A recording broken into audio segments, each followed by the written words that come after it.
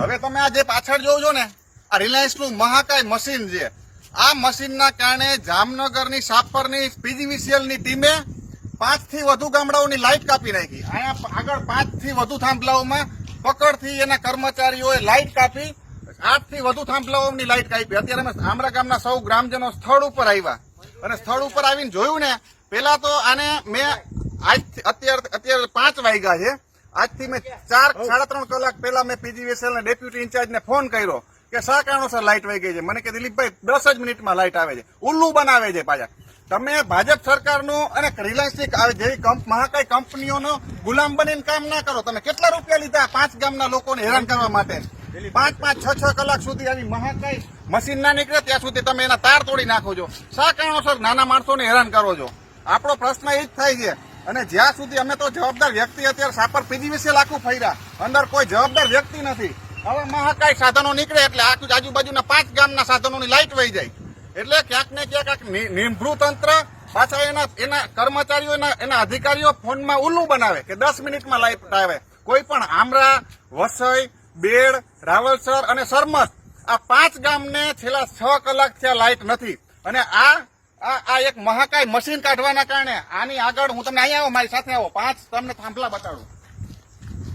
5 થી વધુ થાંભલા તોડી નાખવામાં આવ્યા છે. આ તાર તોડી નાખવામાં આવ્યા છે.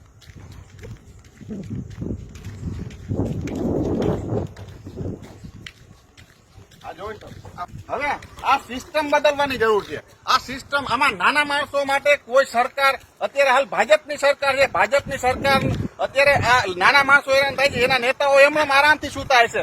સામાન્ય ગરીબ માણસો જ હેરાન થાય. જો આ થાંભલો જોઈ લ્યો, જો આ તાર કાયદેસર પકડથી કાપવામાં આવ્યા.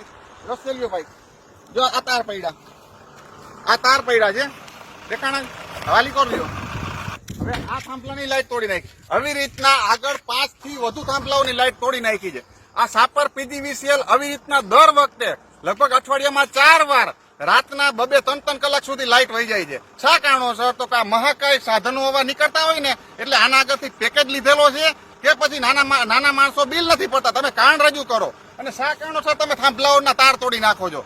અત્યારે નાના માણસો હેરાન થાય છે. અત્યારે હાલ ચોમાસું છેલ્લા 15 દિવસથી તો આમ જામનગરમાં વરસાદ પણ નથી પડ્યો, છતાં પણ અત્યારે આના ગ્રામજનો કોઈ બિચારો નાનો માણસ ફોન કરે ને તો એમ કે 10 મિનિટમાં આવી જશે ને એક જગ્યાએ તાર તૂટી ગયો છે.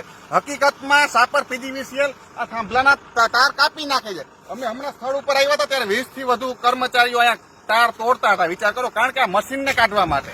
હવે 5 ગામના લોકો જે 5-6 કલાકથી હેરાન થાય છે એનું જવાબદાર કોણ? ભાજપ સરકાર કે પછી પીજીવીસીએલ કે રિલાયન્સ? કોણ આમાં જવાબ દે? અને એના માટે અમે જરૂર પડતા હમણાં સવારે અમે ઉચ્ચ અધિકારીને આનું લેખિતમાં પણ મોકલશી. અને જો હવે આ પછી આગળ આવું થશે તો સાપર પીજીવીસીએલ ધરણા ઉપર બેસશી સીધા. હજી અત્યારે અમે આ ગ્રામજનો 20 થી વધુ સંખ્યામાં આવ્યા હતા, પણ આગામી સમયમાં જો આવા બનાવ બનશે એટલે અમે 500 થી વધુ સંખ્યામાં આવી અને પીજીવીસીએલ નો ઘેરાવ કરશી, તાળાબંધીનું કાર્યક્રમ કરશી. આખી પીજીવીસીએલ ની ઓફિસમાં કોઈ નથી. હવે આ વ્યક્તિ એમ કહે છે કે હું જવાબ દેવા માટે હું જો તમારે શું કામ છે? અમે પૂછવાનું કરી તો ભાઈ ફોનમાં બીજી કોકને ફોન કર્યા રાખે તો જવાબ દો ને કે ભાઈ અમારા 5 ગામની લાઈટો શું કામ ગઈ છે? તમે 8 ગામના થાંભલાના તમે તાર તોડી નાખ્યા છે રિલાયન્સનો ગુલામ બની અને મોટું મશીન એનું કાઢવા માટે. અને હજી સવારે 12 વાગ્યા સુધી લાઈટ નથી આવી શકવાની. આજે 5 કલાક લાઈટ બંધ છે, તમે જવાબ દેતા નથી. આખી ઓફિસમાં કોઈ જવાબદાર વ્યક્તિ હાજર નથી. અને અમને આ જે કઈ જવાબદાર વ્યક્તિઓને અમે ફોન કરી હતી, છેલ્લા 4 કલાકે ફોન કરી હતી કે સાહેબ 12 વાગ્યાની લાઈટ ગઈ છે તો 15 મિનિટમાં આવી છે. દિલીપભાઈ 15 મિનિટમાં આ ઉલ્લુ રમાડવાના ધંધા છે.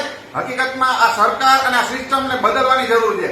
આખી સરકારે છે ને આવી સિસ્ટમ આખી બનાવી રહી છે. કેટલા રૂપિયા લીધા છે આ પીજીવીસીએલ કે રિલાયન્સનું એક સાધન કઢાવી દેવાનું, 8 થાંભલાના તાર તોડી નાખવાના, 5 થી વધુ ગામડાઓને લાઈટોથી વિહોણા રાખવાના. બિલ ટાઈમે તો બધાના ઘરો ઘર પહોંચી જાય છે આ લોકો. એટલે આ લોકોને સબક શીખવાડવો ખૂબ જરૂરી. જ્યાં સુધી છે ને કોઈ જવાબદાર વ્યક્તિ અહીંયા બેઠા રહેશે પીજીવીસીએલ કચેરીએ. ઉપલા 5 થી વધુ ગામડાઓને છેલ્લા 5 કલાકથી લાઈટ નથી. અને એ શા કારણોસર? ક્યાંય થાંભલા પડ્યા નથી, ક્યાં તાર તૂટ્યા નથી. પીજીવીસીએલ સાપર પીજીવીસીએલ રિલાયન્સનું ગુલામ બની અને 8 થાંભલાના તાર કાપ્યા છે એક મશીન કાઢવા માટે.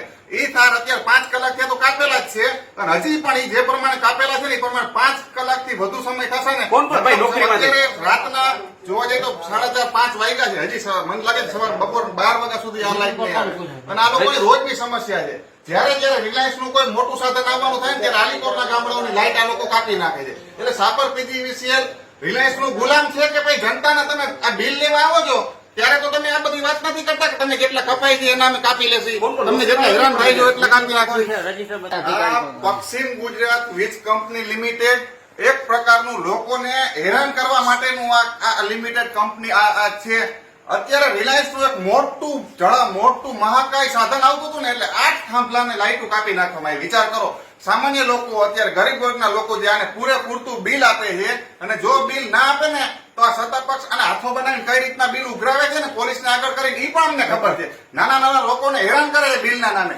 અને અત્યારે 5 થી વધુ ગામડાઓના લોકોમાં છેલ્લા 5 કલાકથી લાઈટ નથી ને અત્યારે 8 થાંભલાઓના લાઈટો કાપી નાખવામાં આવી છે એટલે આ કેટલી અત્યારે નીચ કક્ષાનું આ પીજીવીસીએલ ચાલ્યું ગયું છે એનું આપણે દેખાય ખાલી જેવો બધે ક્યાંય ઓફિસોમાં કોઈ જવાબદાર અધિકારી નથી અત્યારે રાતના 4:30 વાગ્યા છે 1 વાગ્યાની લાઈટ નથી